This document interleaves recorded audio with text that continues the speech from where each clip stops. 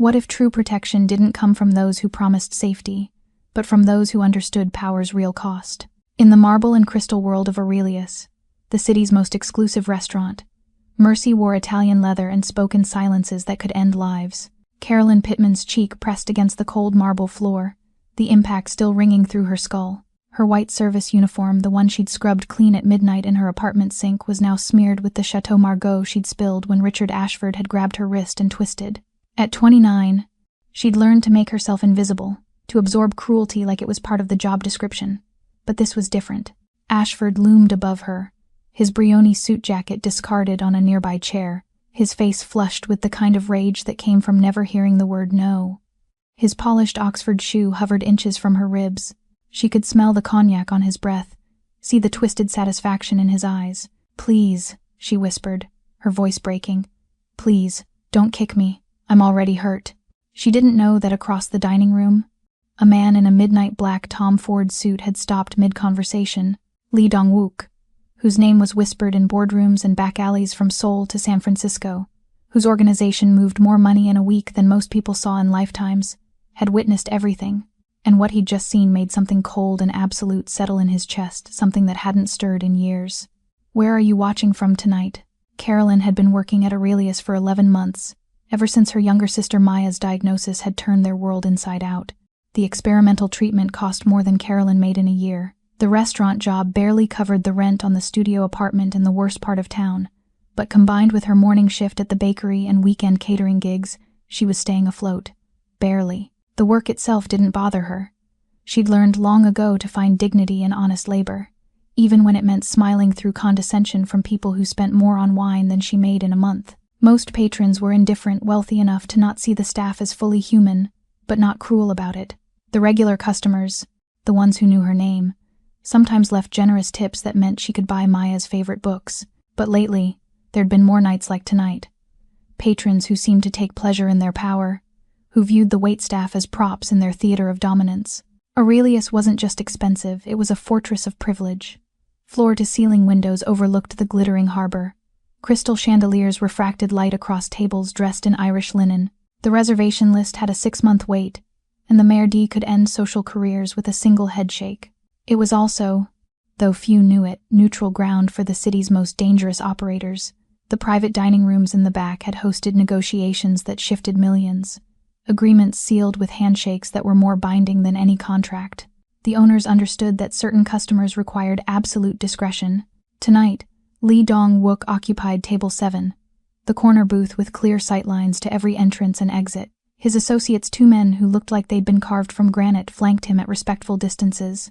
They'd been discussing a shipping route dispute, the kind of conversation where the wrong word could trigger consequences measured in bodies, not dollars. Richard Ashford III represented everything Lee had learned to recognize and despise. Old money wearing new arrogance, the kind of man who'd inherited wealth but confused it with worth. He sat with 3 other men in expensive suits, their laughter too loud, their gestures too expansive. They were celebrating something, a hostile takeover perhaps, or the gutting of a pension fund.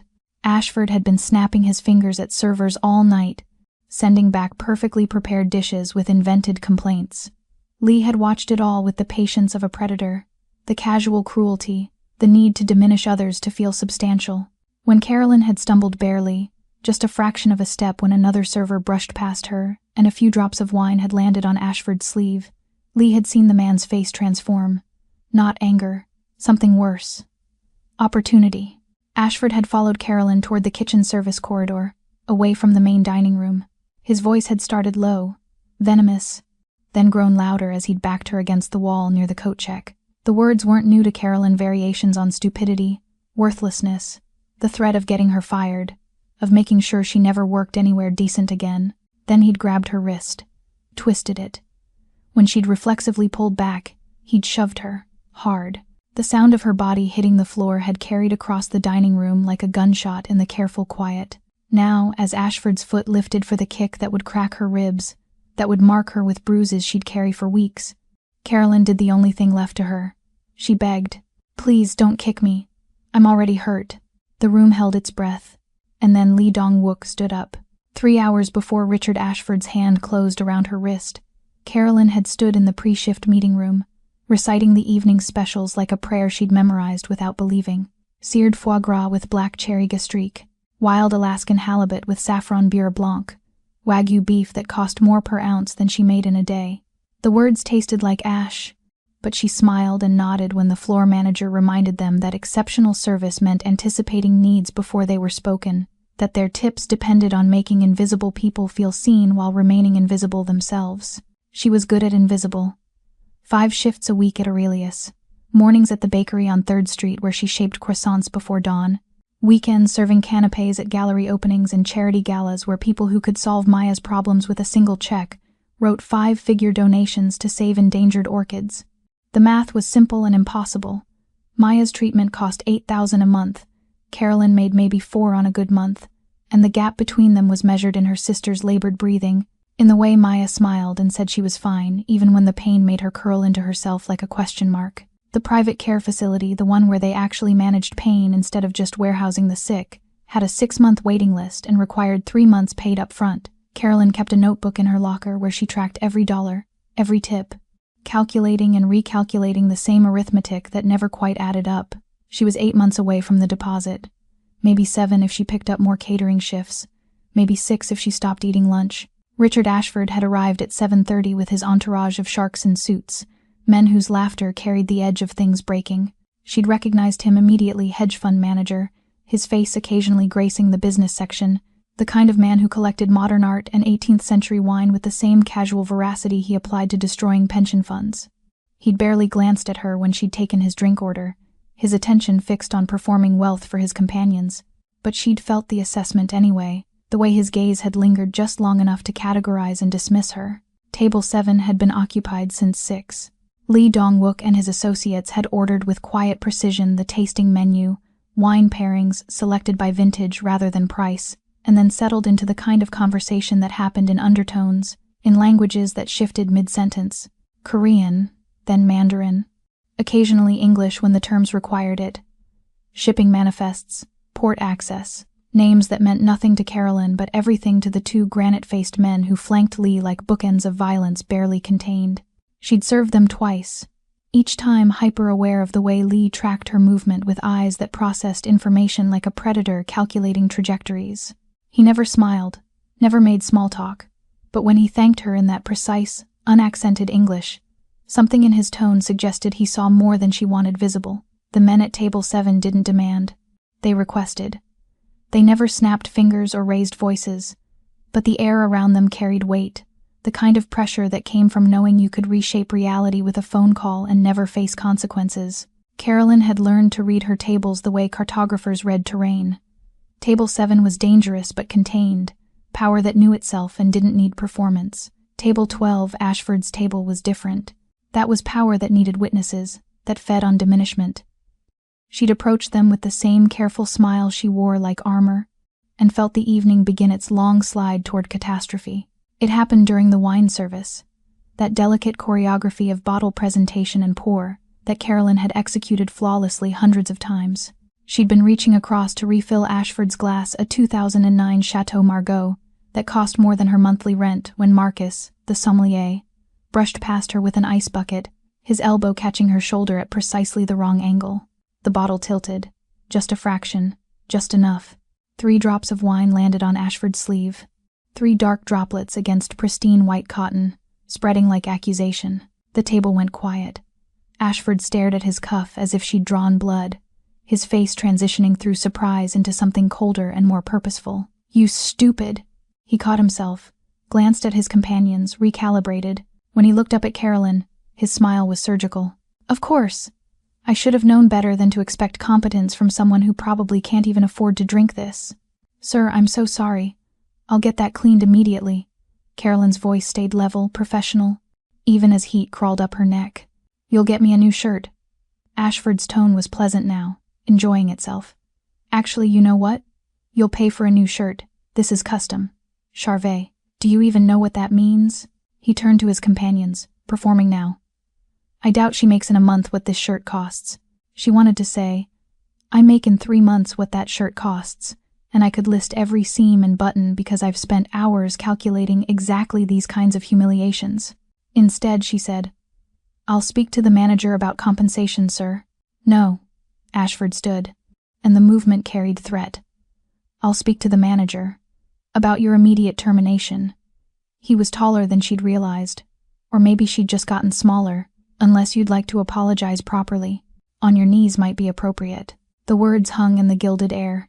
His companions shifted, uncomfortable but not intervening. Carolyn felt the weight of every eye in the dining room, including the cold assessment from table 7, where Lee Dong-wook had stopped mid-conversation. She turned toward the kitchen, maintaining dignity by inches. I'll get the manager. Sir. Ashford's hand shot out and caught her wrist, his grip tight enough to grind bone. I didn't dismiss you. Please let go. Her voice came out smaller than she intended. Please? He twisted her wrist, and pain lanced up her arm. You think please means something? You think manners matter from someone like you? He was moving now, forcing her backward toward the coat check corridor, away from witnesses, his voice dropping to something intimate and vicious. People like you exist to serve people like me. When you fail at the only thing you're good for, there are consequences.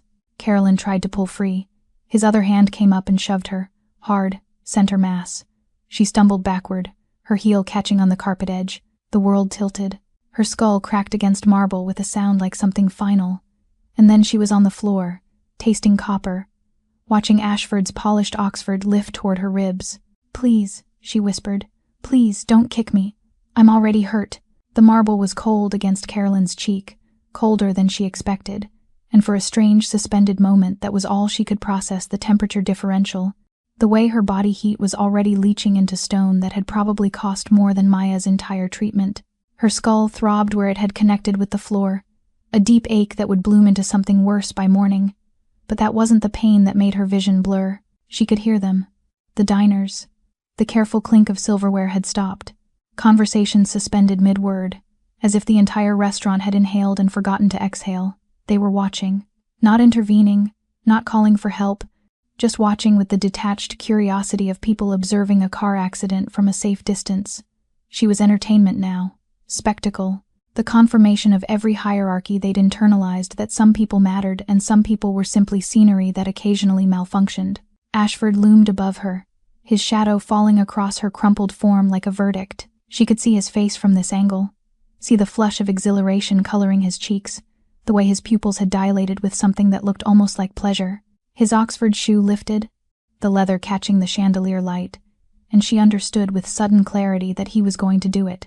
He was going to kick her, not because she'd spilled wine, not even because she'd tried to walk away, but because he could. Because in this moment, he held absolute power over her body, and exercising that power would feel better than any deal he'd ever closed. Please, the word came out broken, smaller than a whisper. Please, don't kick me. I'm already hurt. The silence that followed swallowed sound itself. Even the kitchen noise seemed to vanish. The distant clatter of plates and murmur of prep cooks suspended as if the universe had paused to witness what would happen next. Carolyn could hear her own heartbeat, could feel tears tracking hot paths down her temples into her hairline, could taste the humiliation like copper on her tongue. And then, through the silence, came a different sound. Chair legs against hardwood. Slow, deliberate, the kind of movement that carried weight beyond the physical. Lee Dong-wook rose from table 7 like a dark thing unfolding from shadows. He didn't hurry, didn't speak. He simply stood, and the air pressure in the room changed. His associates remained seated, their postures alert but still, their hands visible on the white tablecloth in a carefully orchestrated display of restraint that somehow made them seem more dangerous, not less. Lee's eyes dark and absolutely level, fixed on Ashford, with the kind of focus a surgeon applies to a tumor. No anger, no righteousness, just cold, precise attention that suggested he was calculating angles, measuring distances, mapping the most efficient route from observation to action. Ashford's foot hesitated mid-arc, his attention fragmenting. He glanced toward the movement, toward this man in the corner who had no business involving himself in what was clearly a private matter of discipline. His face twisted with irritation, with the particular annoyance of someone interrupted mid-pleasure. Lee took his first step forward, then another. Steady as a metronome, silent as gravity. The room held its breath and waited. Lee Dong-wook crossed the dining room the way glaciers move mountains, inevitable, unhurried, and fundamentally unstoppable. Each step measured exactly the same distance as the last, his Italian leather shoes making no sound against the hardwood, his hands loose at his sides in a way that suggested complete control over violence rather than its absence. The space between tables seemed to expand for him. Other diners unconsciously shifting their chairs, their bodies, creating a corridor through the room that led directly to where Ashford stood over Carolyn's crumpled form. He didn't look at the other patrons, didn't acknowledge the sommelier frozen near the wine station or the floor manager emerging white-faced from the kitchen. His attention remained fixed on Ashford with the single-minded focus of a missile locked on target, and there was something in that absolute concentration that made the temperature in the room drop several degrees. Ashford had lowered his foot not from conscience but from the distraction of this approaching figure, and now he turned fully to face Lee, his expression cycling through confusion into defensive anger. "This is a private matter," he said, his voice regaining some of its earlier authority. "I'm dealing with incompetent staff. It doesn't concern—" Lee stopped 3 feet away, said nothing, simply looked at him. It wasn't a glare, wasn't a threat displayed across his features. Lee's face remained perfectly neutral, almost serene, but his eyes held something that made Ashford's words die in his throat. It was the kind of look that saw through skin to bone, that calculated exactly how much pressure a human body could withstand before it broke, that had witnessed suffering and death and cruelty, and catalogued them all with the same clinical precision he might apply to a balance sheet. "Do you know who I am?"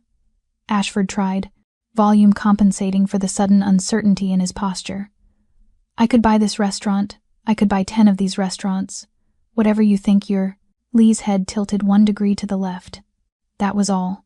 A fractional shift that somehow communicated volumes that Ashford's wealth was irrelevant, that his status meant nothing, that in this moment he was simply meat and bone, and the thin veneer of civilization that could be stripped away with remarkable ease. Around them, the other diners were moving now. Not fleeing exactly, but creating distance. Chairs scraping backward with the careful deliberation of people who'd suddenly realized they were too close to something that might detonate. The couple at table 4 gathered their belongings with practiced speed. The business dinner at table 9 settled their check via hand signals to a server who materialized and vanished like smoke.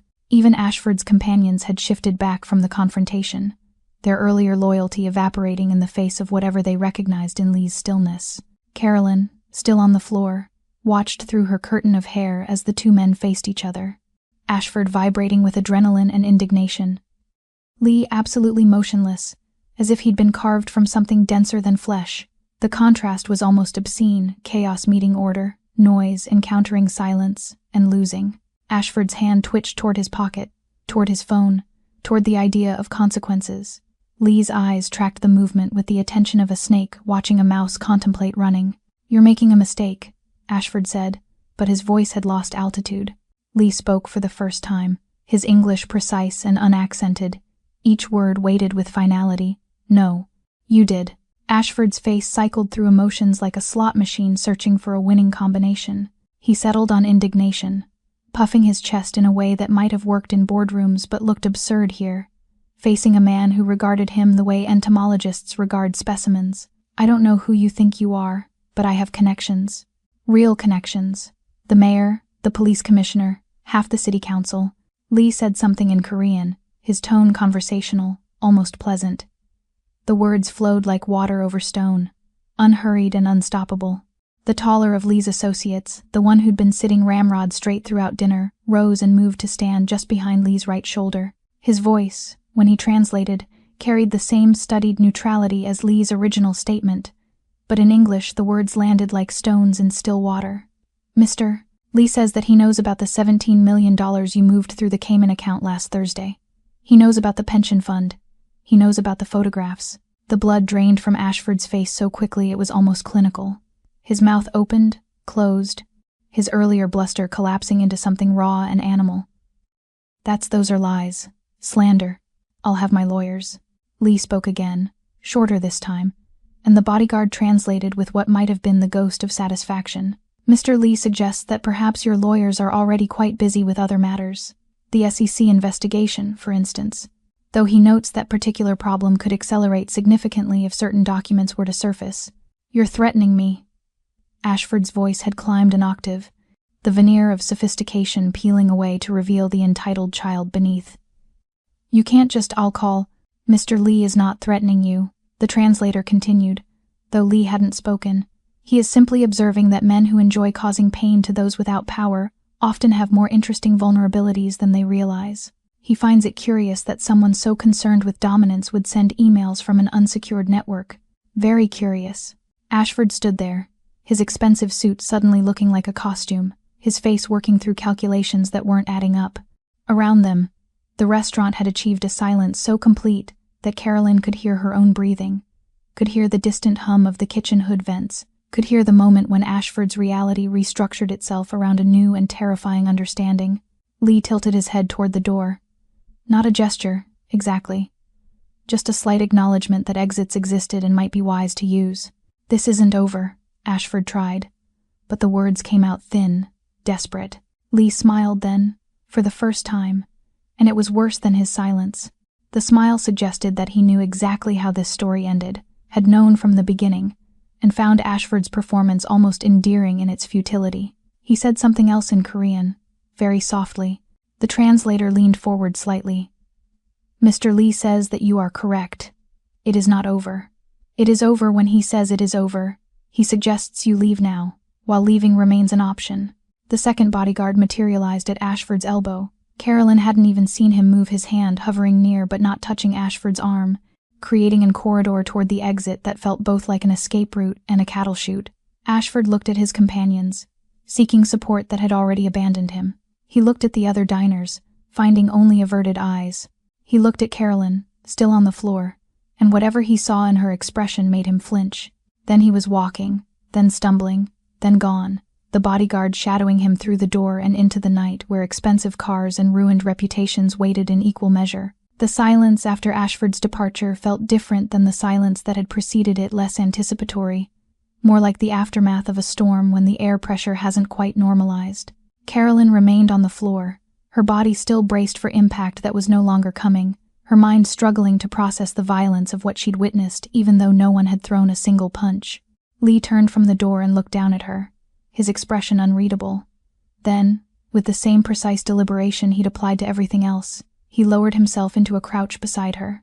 Not kneeling the angle was wrong for that, too practical, too much like a businessman examining damaged merchandise. He reached into his jacket pocket and produced a handkerchief, white linen with initials embroidered in a navy so dark it was almost black, and held it out to her. Carolyn stared at the offered cloth as if it might be a trap. Her hands shook as she took it, the fabric expensive enough that she was afraid to bleed on it, though she suspected she already was. She pressed it to the cut above her eyebrow where her head had met the floor, felt the sting, tasted the salt of tears she hadn't realized she was still crying. "Why do you stay?" Lee's English carried no accent she could identify, as if he'd learned the language from recordings rather than people. His tone suggested genuine curiosity rather than sympathy. The same tone someone might use to ask why you'd chosen an inefficient route. "I need the job." The answer came automatically. The same response she'd given herself 1,000 times. "That is not an answer." He shifted his weight slightly, his gaze never leaving her face. "There are many jobs. You stay here, in this place, accepting this treatment." "Why?" Carolyn's throat tightened. She didn't owe this stranger her story. Didn't owe him anything except perhaps gratitude she didn't know how to articulate. But something in his directness, in the way he dismantled Ashford without raising his voice, made lying seem pointless. "My sister, Maya. She's sick. The treatment costs," her voice cracked. "It costs more than I can make anywhere else. The tips here, they're enough to almost. Lee repeated the word as if tasting it, finding it unsatisfactory. He stood in one fluid motion, looking down at her from his full height, and for a moment she thought he was finished with her, that this brief intervention had satisfied whatever impulse had moved him to act. Instead, he said something that surprised her. "He is weak." "Sir?" "That man. Ashford." Lee's lip curled with something that might have been disgust if it had contained more emotion. "He requires an audience for his cruelty. He needs witnesses to feel powerful, needs to diminish others to feel substantial. This is not strength, this is pathology masquerading as authority." He looked toward the door where Ashford had disappeared. Truly powerful people do not waste energy on performance. They simply act, and the world reshapes itself accordingly. Carolyn pulled herself into a sitting position, her back against the wall, still clutching his handkerchief. "Is that supposed to make me feel better?" "No." Lee looked at her with those unreadable eyes. It is supposed to make you understand that you have been suffering under a system designed by weak men who mistake cruelty for competence. And weak systems can be restructured. Lee extended his hand, and after a moment's hesitation, Carolyn took it. His grip was firm, impersonal, and he pulled her to her feet with the efficient strength of someone who'd done this before, lifted people from floors, from wreckage, from the aftermath of decisions gone wrong. He released her hand immediately, maintaining that careful distance between assistance and intimacy. "I was 16 when I understood that survival requires clarity," he said, his tone still conversational, as if they were discussing market trends rather than standing in the ruins of her dignity. "My father ran a small import business in Busan. Legal, legitimate, barely profitable. When he refused to pay protection money to the local organization, they burned it to the ground. He rebuilt. They burned it again. The third time they broke his hands so he couldn't rebuild."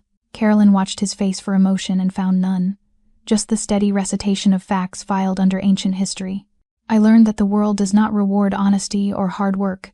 It rewards understanding power and knowing where you stand within its structure. My father believed in dignity through labor. He died poor and broken." Lee's eyes refocused on her, sharp and assessing.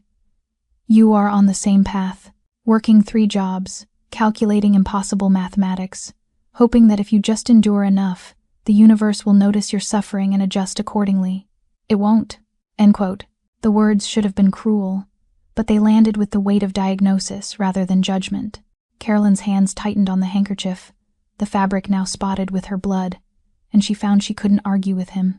"I'm going to offer you something," Lee continued. "Not from kindness, I am not a kind man, but because I've built my organization on the principle that talent matters more than pedigree, and you've demonstrated something rare tonight. I got attacked and cried on your handkerchief. You stayed on the floor and asked not to be hurt worse, knowing that pride would cost you more than you could afford." His head tilted fractionally. "That is not weakness. That is ruthless prioritization. I respect that." He stepped back, creating space for what came next. "Option 1. I give you $100,000. Enough for your sister's treatment. Enough to relocate somewhere that men like Ashford don't know your name. You walk out of here tonight, and you never work in a place like this again. Ashford will receive additional reminders that you are not to be contacted or considered. You will be safe." Carolyn's breath caught. 100,000. The entire architecture of her life restructured in a single sentence. Option 2. Lee's voice didn't change, but something in his posture sharpened. "You work for me, not as a server, not as anyone's subordinate in the way you understand that word.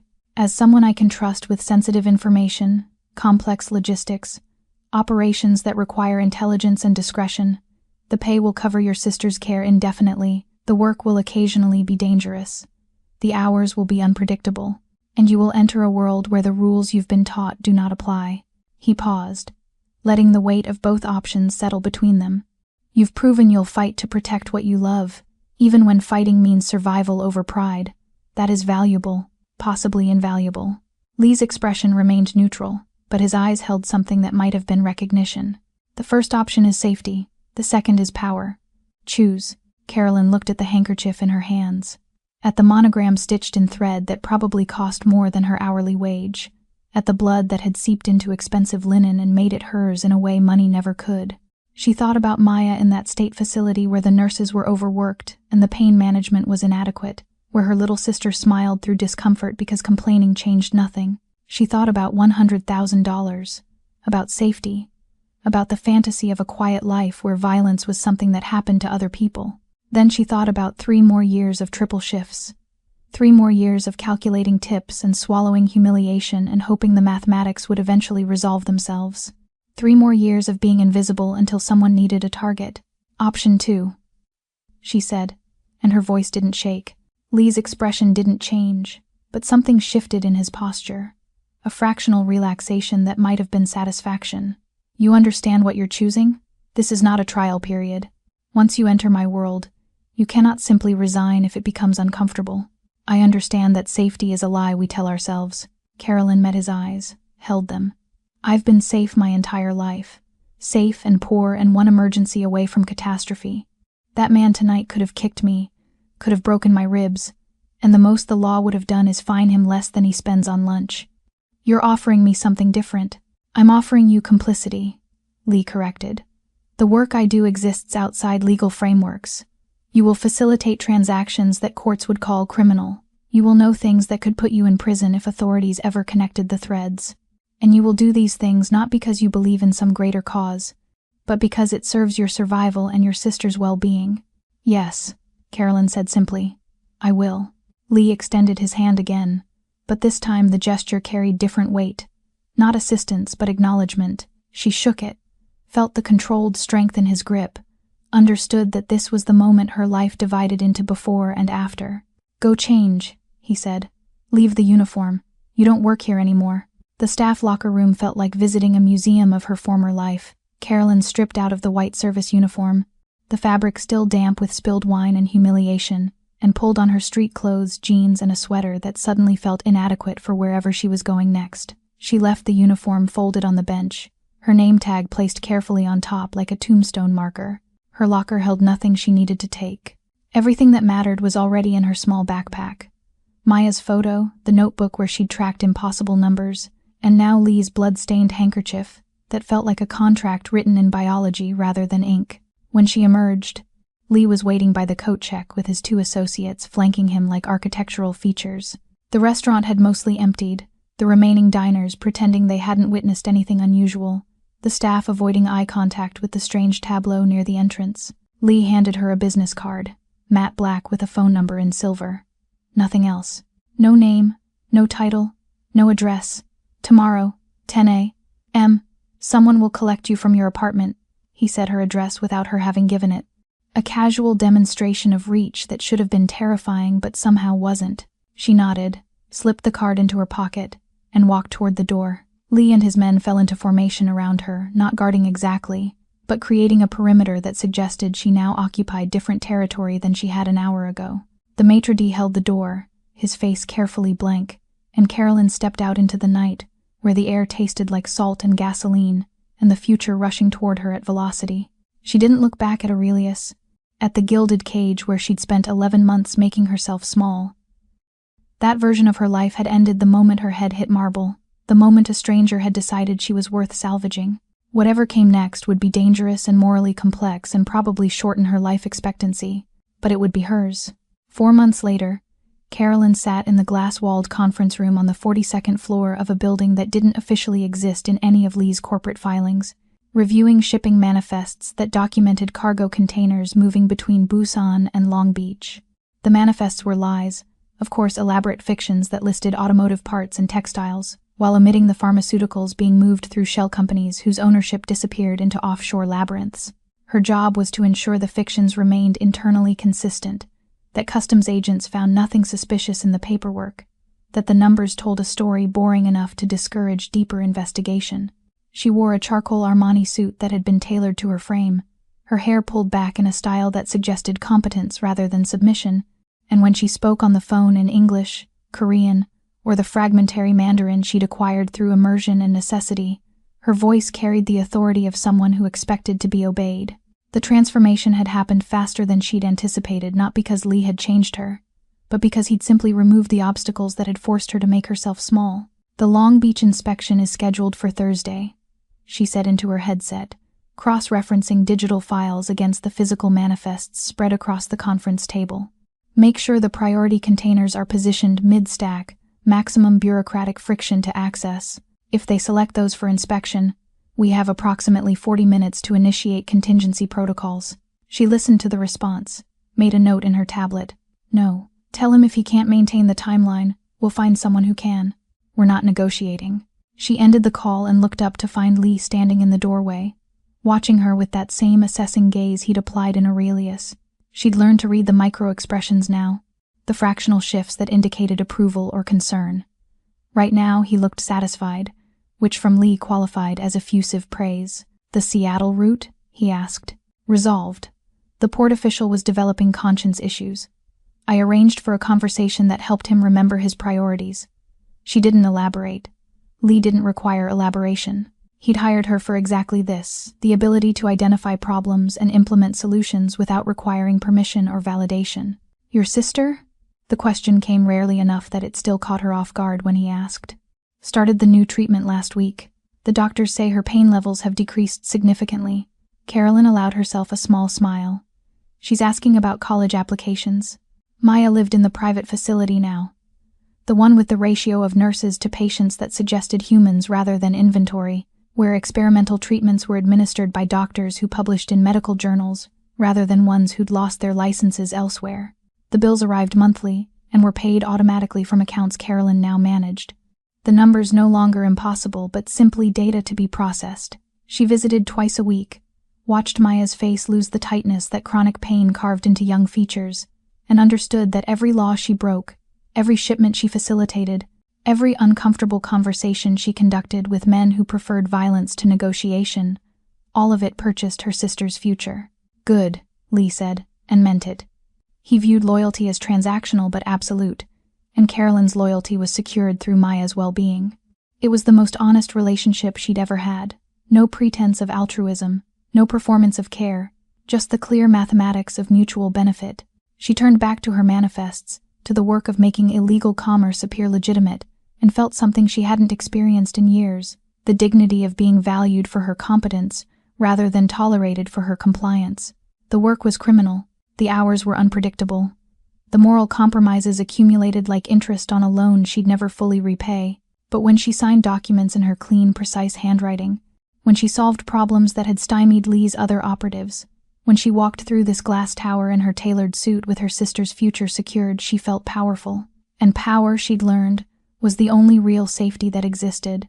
Carolyn sometimes thought about that night at Aurelius, not often, but in quiet moments when the manifests were filed and the calls were finished, and she stood at the floor-to-ceiling windows watching the city light up like a circuit board beneath her. She thought about the cold marble against her cheek, about Ashford's shoe hovering over her ribs, about the particular flavor of helplessness that came from knowing that no law would protect her, no authority would intervene, that her body and dignity were negotiable commodities in a system designed by people who'd never known vulnerability. She thought about the woman she'd been 4 months ago, calculating impossible mathematics in a staff locker room, believing that if she just endured enough, the universe would notice her suffering and reward it. That woman had been wrong about almost everything. The universe didn't notice. It didn't care. Survival required understanding power's actual mechanics, not its theoretical ones. Lee's world operated on different principles than the one she'd left behind. The rules here were harsh, cross him, and consequences arrived with the efficiency of compound interest. Fail to deliver and you were replaced, possibly permanently. Loyalty was rewarded proportionally, and betrayal was addressed with the kind of finality that discouraged repetition. But within those parameters, the system was predictable. Lee didn't wake up cruel or generous depending on his mood. He didn't humiliate for sport or exercise power to feel substantial. He simply ran calculations and acted accordingly. It was, Carolyn had come to understand, more honest than anything she'd experienced in the legitimate world. At Aurelius, she'd been told she mattered while being treated as disposable. Here, Lee never pretended she was anything other than a valuable asset, and that clarity felt like respect. Tonight they stood together in a private dining room at a restaurant even more exclusive than Aurelius, the kind of place that didn't have a name, just an address known to people who shaped economies rather than participated in them. Across the table sat 3 men in expensive suits discussing a real estate acquisition that would displace 200 families and generate returns measured in multiples of 8 figures. The deal was legal, technically, but the pressure tactics that would ensure its success existed in spaces between statutes.